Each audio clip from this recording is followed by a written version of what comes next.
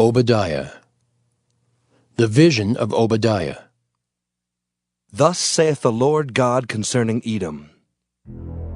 We have heard a rumor from the Lord, and an ambassador is sent among the heathen. Arise ye, and let us rise up against her in battle. Behold, I have made thee small among the heathen, thou art greatly despised.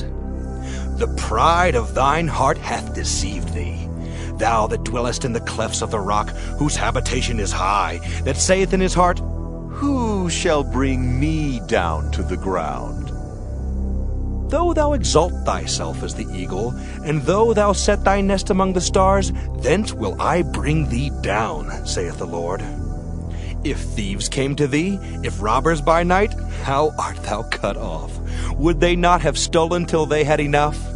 If the grape gatherers came to thee, would they not leave some grapes? How are the things of Esau searched out? How are his hidden things sought up? All the men of thy confederacy have brought thee even to the border. The men that were at peace with thee have deceived thee, and prevailed against thee. They that eat thy bread have laid a wound under thee. There is none understanding in him.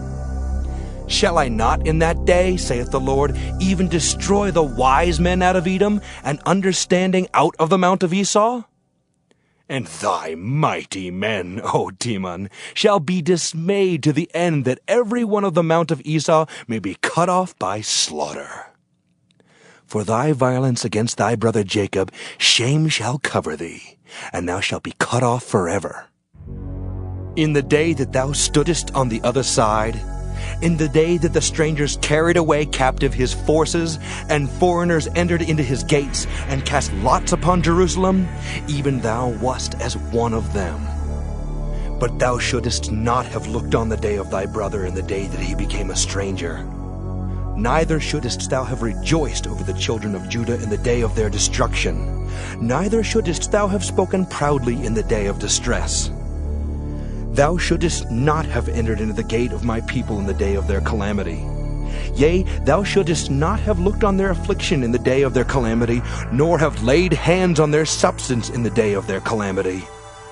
Neither shouldest thou have stood in the crossway, to cut off those of his that did escape. Neither shouldest thou have delivered up those of his that did remain in the day of distress. For the day of the Lord is near upon all the heathen. As thou hast done, it shall be done unto thee. Thy reward shall return upon thine own head. For as ye have drunk upon my holy mountain, so shall all the heathen drink continually. Yea, they shall drink, and they shall swallow down, and they shall be as though they had not been. But upon Mount Zion shall be deliverance, and there shall be holiness, and the house of Jacob shall possess their possessions. And the house of Jacob shall be a fire, and the house of Joseph a flame, and the house of Esau for stubble, and they shall kindle in them and devour them. And there shall not be any remaining of the house of Esau, for the Lord hath spoken it. And they of the south shall possess the mount of Esau, and they of the plain the Philistines, and they shall possess the fields of Ephraim, and the fields of Samaria, and Benjamin shall possess Gilead.